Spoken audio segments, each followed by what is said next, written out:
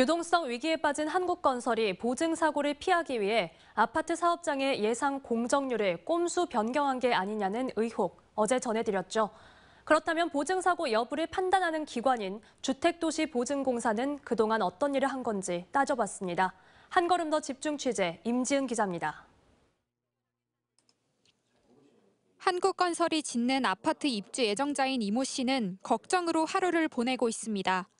그동안 한국건설이 대신 내주던 월 70만 원의 중도금 이자를 유동성 위기에 빠진 건설사 대신 내야 한다는 사실만으로도 힘든데 건설사가 공정률 변경을 통한 방법으로 보증사고를 회피한 것 아닌지 의심되는 상황을 알게 됐기 때문입니다.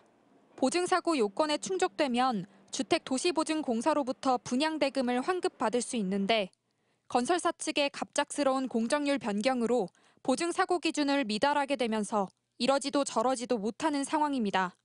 이렇게 하기까지 했는데 만약에 그걸 못해. 그러면은 더 타라고 힘 빠지죠. 보증사고를 판단하는 기준인 공정률 차이에서 한국건설은 이미 지난해 11월 보증사고 기준인 25%포인트를 넘은 바 있습니다.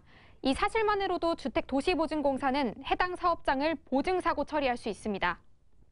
하지만 그렇게 하지 않은 이유에 대해 보증공사는 절차상 이유를 들고 있습니다. 주택도시보증공사는 한국건설의 공정률을 다음 달 말에 보고받고 있어 실제 공정률 차이를 알기까지는 한 달의 시간이 걸리는데 한국건설이 사고 기준을 초과한 직후인 지난해 말 갑작스럽게 공정률을 바꾸면서 자신들이 알 수는 없었다는 겁니다. 취재진은 입주자들을 위해 보다 적극적으로 파악할 수는 없었냐는 질문을 했지만 공사 측은 답변을 거부했습니다. 하지만 입주민들의 피해를 위해 세워진 기관이 이 사안을 안일하게 보고 있는 것 아니냐는 지적이 나옵니다. 보증사고의 위험성이 좀 충분히 이렇게 일어날 가능성이 있는 공사 현장이라고 하면 그런 사전 정보들은 충분히 다 있을 거로도 보여지는 거죠. 네, 꼭 그 보고서를 통해서만 비로소 인지한다라는 것도 실무상 그게 맞은가에 대한. 한편 보증사고를 피하기 위해 공정률 변경이라는 꼼수를 쓴 것 아니냐는 의혹에 대해 한국건설 측에 반론을 들으려 여러 차례 연락했지만 연락이 닿지 않았습니다. MBC 뉴스 임지은입니다.